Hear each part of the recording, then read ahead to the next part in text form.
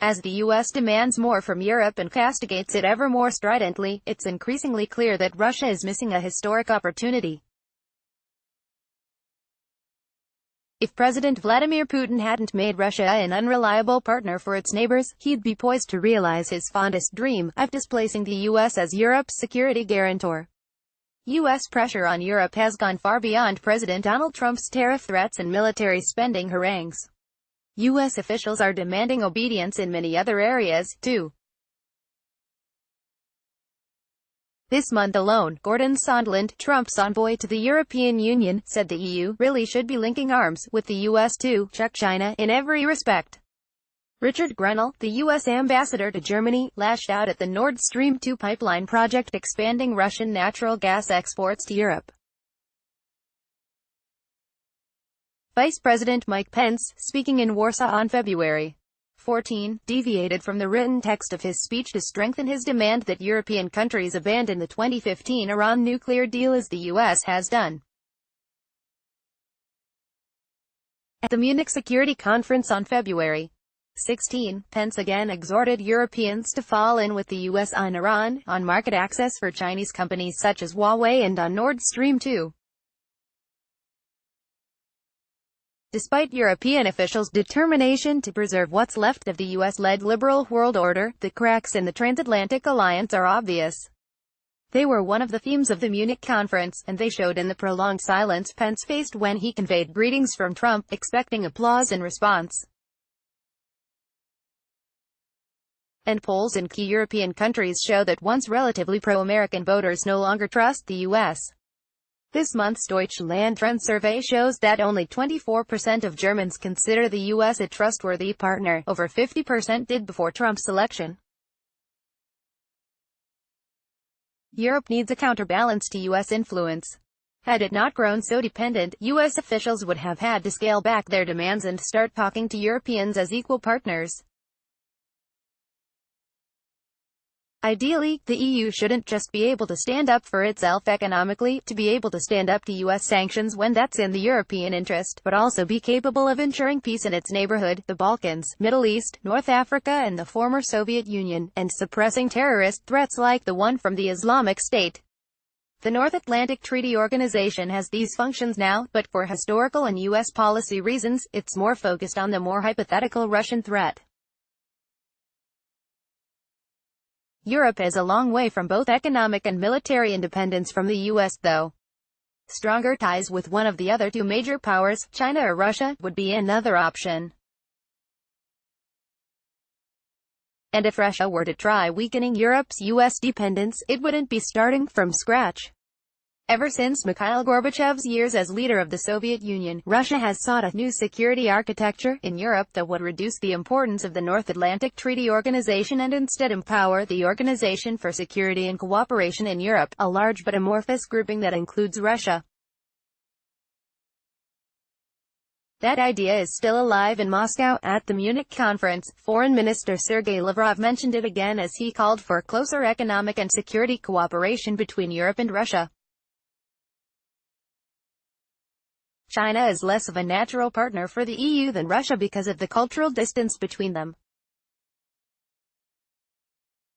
According to the Deutschland Trend survey, 35% of Germans consider Russia trustworthy, 28% think that of China, making it only slightly more attractive than Trump's U.S. as a partner. An alliance between the EU and Russia would have obvious economic and geopolitical advantages. They share a border.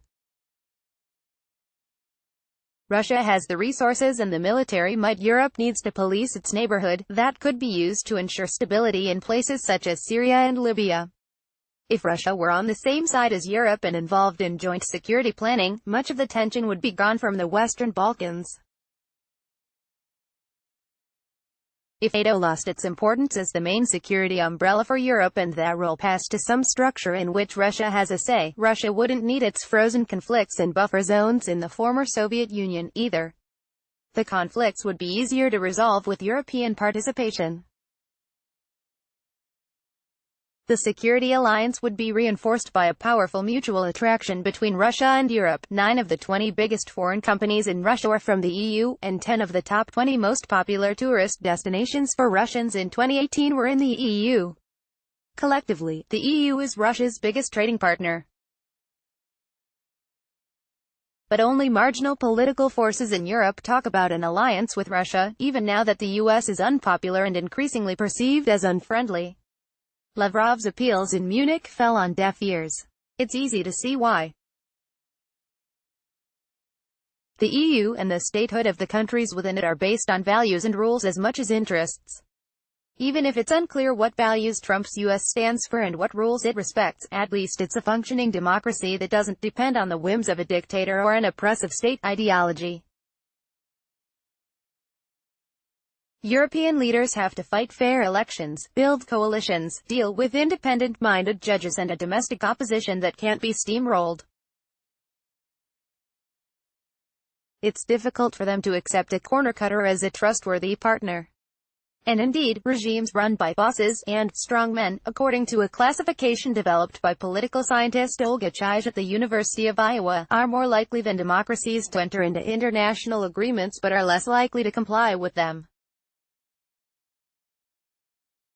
Russia was too weak to count in the 1990s, when it tried to adopt European values and rules, and its institutions were too unstable.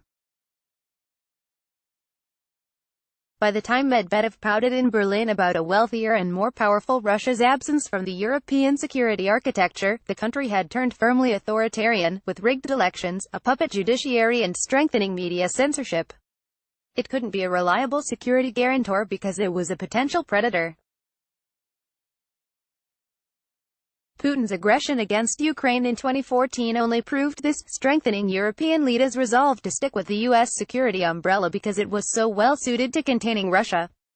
Putin, for whom resistance to U.S. hegemony has long been a foreign policy priority, shot himself in the foot twice, first by dismantling Russia's institutions in Europe's plain sight and then by attacking Ukraine after it moved toward closer ties with the EU. Of the two strategic miscalculations, the second may seem more critical. Starting a war not far from the EU's borders is not the way to build alliances.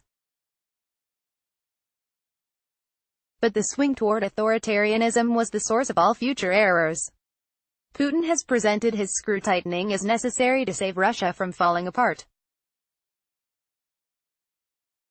But there's nothing about free elections, independent courts and a free media that causes nations to disintegrate or prevents them from building military strength.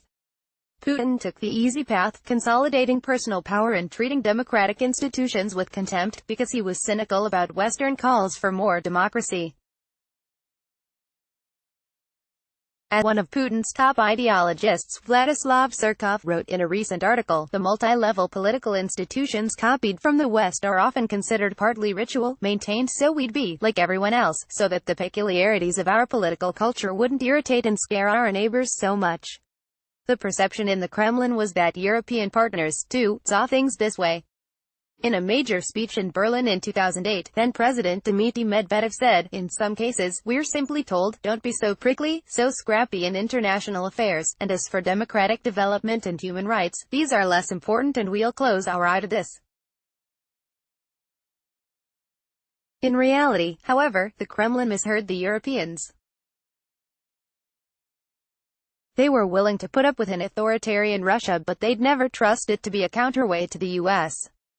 To harbor that ambition, Russia needed to work on trustworthiness, and that would have meant treating institutional democracy seriously. A democratic Russia wouldn't have invaded Crimea or helped seal off eastern Ukraine from the rest of the country. And, in a way, regular leadership changes guarantee policy continuity better than authoritarian rule does. It's easier for the Europeans to hope the U.S. will return to normal after Trump than to entertain the Russian alternative. Trump presidency would have provided a democratic Russia with a unique opportunity to make a case to Europe about the need for a security system that's not skewed in favor of the U.S. From a European's perspective, working on an alliance with Russia wouldn't just put Trump in his place, it would make future U.S. leaders treat Europe with more respect. But an undemocratic Russia is of no use to Europe. It is at worst a threat and at best unpredictable. Instead of working patiently to make Russia more European, Putin went off in the opposite direction, and a once-in-a-lifetime chance is no longer available to him. Even if Russia turns towards democracy after Putin, the opportunity for displacing the US as Europe's partner probably won't be there anymore. By then, Europe will find other ways to ease out of US dependence, or to sink deeper into it if it surrenders to Trumpian demands.